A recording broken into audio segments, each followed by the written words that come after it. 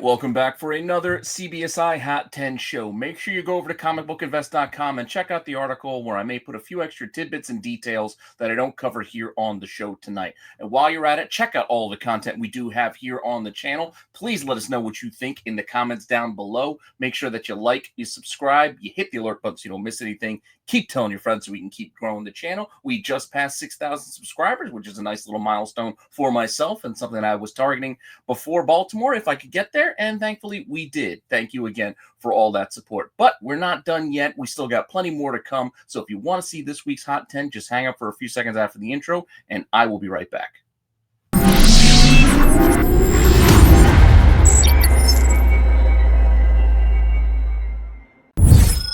Notable sales. All right, first up for notable sales, we have this classic Danger Girl J. Scott Campbell issue 2 out of Cliffhanger. When Cliffhanger just started as kind of that secondary imprint towards Image Comics, that second wave of creators basically back in 1998. This is the smoking gun cover. There are a couple of versions of this. There's, I believe, a platinum edition as well as a ruby red edition, both of which are much harder to find than this one, but this is still pretty tough in and of itself. So this smoking gun cover is still hard to find and still does pretty well. We had a nice bounce back sale this past week with the CGC 9.8 selling for $500, where the last one sold just in August, just about a month ago, for only $320. So that's a nice little rebound as far as price goes. So it earns itself a special call out this week in notable sales. Now, along with this one, we're going to stick with kind of a similar vibe and a similar kind of tone in the sense that we had another nice bounce back sale. This time, not on a J. Scott Campbell, but on a Bruce Timm. This is the Gen 13 bootleg cover that I've been searching for. Yes, I could buy one if I want to pay a premium price, but I've been hunting in the wild forever looking for one for a decent price, and I haven't found one yet. But maybe one of these days I will. This one is technically, I guess, would be a B cover. It wasn't an incentive variant in any way, but this is issue 18 of Gen 13 bootleg. This is a 9.8, and again, a nice bounce back sale with a $600 sale this week, where we previously had one back in July for $356. So again, nice rebound as far as price goes on this book. Still looking for one. I'll find one eventually. But those are our notable sales for the week, but we still have the Hot 10 coming. But before we get to the Hot 10, I want to remind any of you out there, you can save 10% off your entire BCW order by using my code RENNA10. That's RENNA10 to save 10% off your entire order. That's your bags, your boards, your long boxes, your short boxes, CGC boxes, top loaders for your comics or your cards, pages for your cards. Basically anything to keep your comics or collectibles safe. You got to buy those supplies anyway. You might as well save some money while you do it. Use RENNA10 to save 10% off your entire order. Now, with that said, let's get right into the Hot 10 because it was another weird week. And we'll see it as we start rolling this thing out. But let's get to our first book. Number 10. Holding firm here with this last spot, we have another repeat on our hands with this Joe Mad Wolverine for X-Men of Apocalypse Alpha #1. This is the 1 in 50 incentive. We had this on here last week because I had about a dozen sales and did pretty well. Prices have maintained. They didn't go up. They didn't go down. Basically, averages and the high stayed the same. But we did have a 75% jump in volume with almost a couple dozen sales this week as opposed to last week's dozen sales. So with that, with that increase in volume, that's why we find it here, holding on to that spot based on volumes alone. As I mentioned, it's going to be a weird week. You guys are going to be yelling. It's like, why are we looking at some of these same books? But hey, it is what it is. The market speaks. What's selling is what's selling. I can't control it. But this one, like I said, still doing well. Average of $56, which is slightly above ratio. High of 75. Pretty consistent across the board for this book here at number 10. But it is just the number 10 book. You want to see what's next? Just hang up for a few seconds, and I'll bring it in here at number 9. Number 9. And at number 9, we have one clawing to this bottom spot. This is Marvel Zombies Red. The Red Band edition, 1 in 25. Ryan Brown cover. I joked that this reminded me of The Mummy from the Brendan Fraser movie from 1999 because of the mouth opening, the gaping mouth. It's just, that's all I see when I look at this cover. The art is still great, but that's all I see is the Mummy. But this is the 1 in 25 Red Band cover. Couple dozen sold on this one as well, averaging about 28 bucks, which, like the one in 50, just slightly above ratio on the average. Highs hitting 40. Most of the copies that are left, though, are trending more towards that higher end $30, $35 kind of price point, though. So you got to keep that in mind, because sometimes with these recent release incentive variants, those first few copies can sell at a discount. You see those, 12 bucks, $15 ones sell pretty quickly, and then all of a sudden prices start ticking up. So those $12, $15 pull the averages down, but we've seen it kind of trending on the upward swing on the last few sales. So we'll see how this goes as the week goes on. But for now, it earns itself a spot here again at the bottom of the list at number 9 with the volumes there on this Marvel Zombies cover. Now, with that said, let's see what we got for you next here at number 8. Number 8. This is another new incentive, but with low volume but high prices. This is the Frank Miller inked by Todd McFarlane, which is why it might not look familiar to you. You look at it and say, that doesn't look like Frank Miller. I mean, it kind of does, but it kind of doesn't. But with those McFarlane finishes, you do see a lot of extra detail that may not be there on your normal Frank Miller cover these days. But with that said, this is the black and white 1 in 25 edition for Curse of Shirley Johnson number 3. Out of the gate, we're only talking about maybe about 10 sales, but those sales have been expensive. For a 1 in 25, they're averaging $80 with highs hitting $100. There are a bunch listed, probably about a dozen or so more listed now, but all of those are basically looking for $100 plus. So the price point has trended up as the week has gone on. Again, it's only a couple days old. As the weekend continues, we'll see if more of these continue to sell or if we stall out, if the price starts to drop or what. But for now, strong sales to open this up.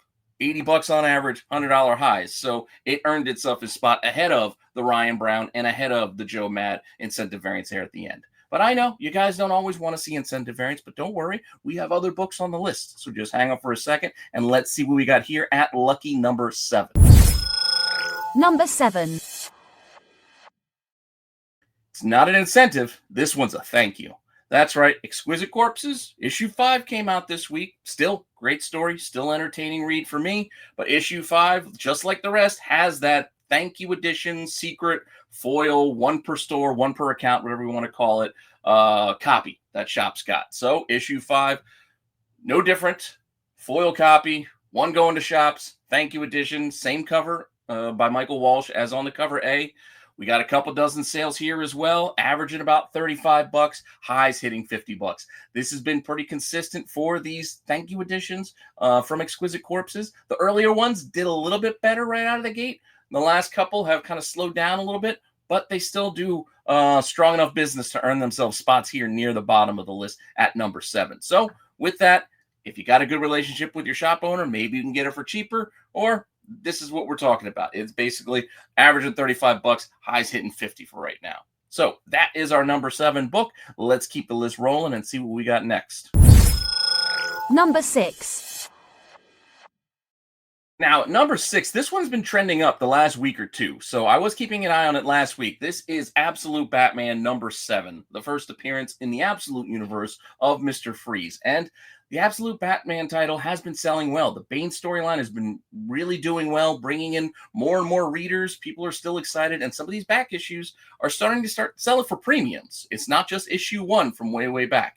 Despite all of the printings, and even this issue 7 has 3 printings. They all look very similar, so be careful when you're purchasing them. The third print, which just came out this week, looks nearly identical to the first print. So keep that in mind. You got to kind of check that barcode and look for that notation of what printing it is down below. But issue 7, the first printing, this is the cover A, the Nick Dragotta cover. All of these are selling, by the way. So it's not just this cover, but this cover standing out from the pack is doing well. This past week, over 25 sold, averaging about $15 because there's still those cheap ones that still find their way to the market and get cleared out pretty quickly. They get listed for like $5.99. But by and large, most of these have been selling for like $15, $20, and highs of $25. I noticed this last week. There were a few $20, $25 sales as well, but the volumes picked up this week, and we're seeing more and more of these move, and I think part of it has to do with the popularity of the title. Part of it has to do with interest kind of maintained with these later printings being released. But just be careful of what version you buy when you buy it. Because, again, the third print looks pretty close to this first printing. So with that said, that is our number 6 book. So let's see what we got here at number 5.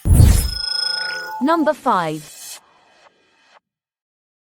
I was surprised, brand new out of the gate. If there is one thing that was selling this week at shops, it was one of the plethora of covers for Deadpool Batman.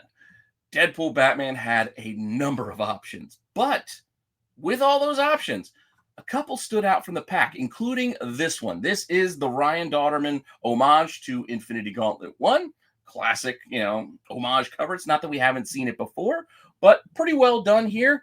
Mixing DC, Marvel characters together. A lot of folks like it, and a lot of folks bought it.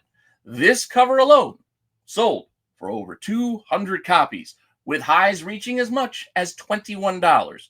Granted, most of the sales, if you go back over the week, again, it's only been out a couple of days. Most of them started at the cover price kind of price point, which is $6.99. Some even less than that, which is why the average isn't all that impressive. The average here is still only probably about $8 or $9, but there have been enough $10, $15 sales and $21 sales to kind of start seeing this thing trending up. We even look at the copies listed for this particular cover. You're looking at auctions starting at like $10, $15, and then who knows where they're going to end. A lot of buy it now is listed more towards those $15, $12.99, $18 kind of price points where they're looking for a nice premium, even though it's only been out a couple of days. So this is one of the covers standing out from the pack, and hopefully it's one of the ones you got if you wanted it, because otherwise it might cost you a little bit extra.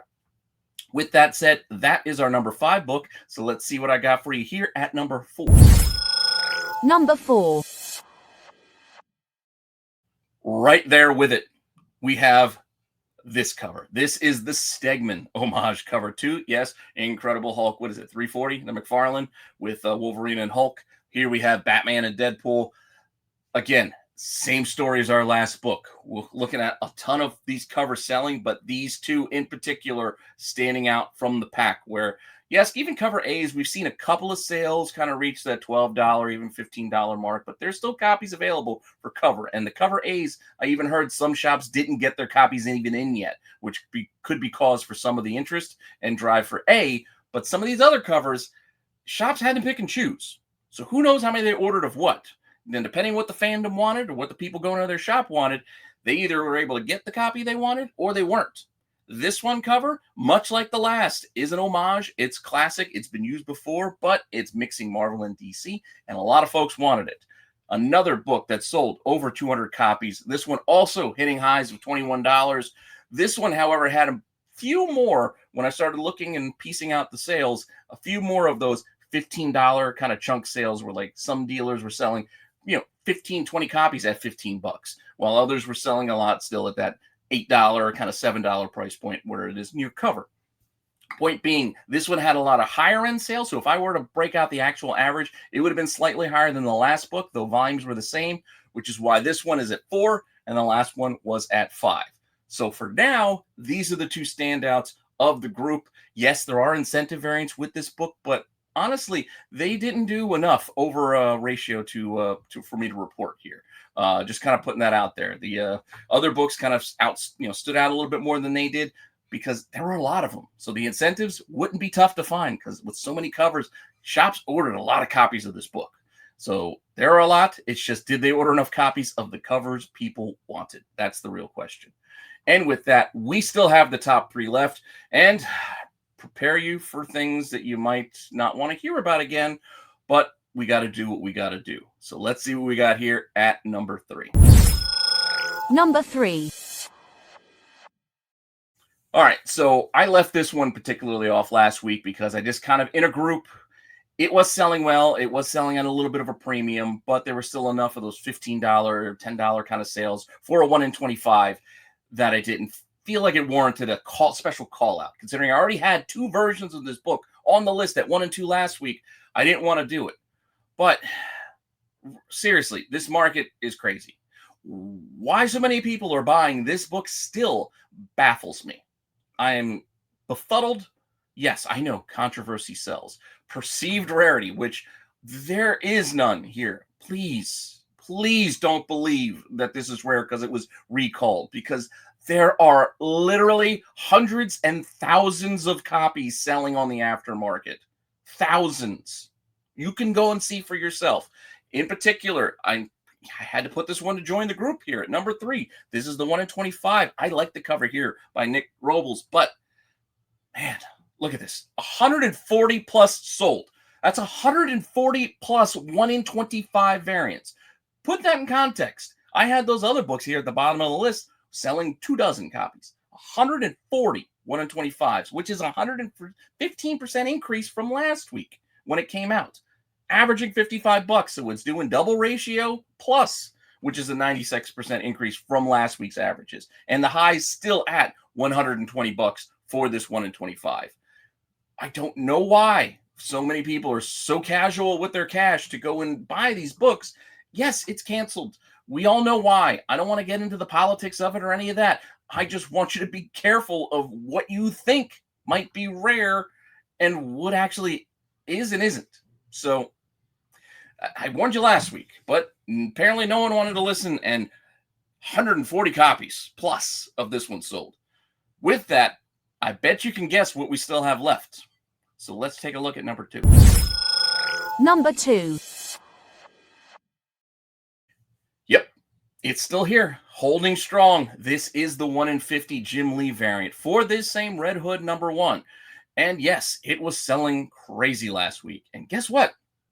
It still kind of is. Once again, this is a 1 in 50 incentive. You've watched this show before. You've seen the volumes we normally talk about with 1 in 50s. We're looking at a dozen stands out when they sell at a premium. 2 dozen, maybe 3 dozen. But here we have 40 plus sold, which is a 100% jump from last week's copies sold.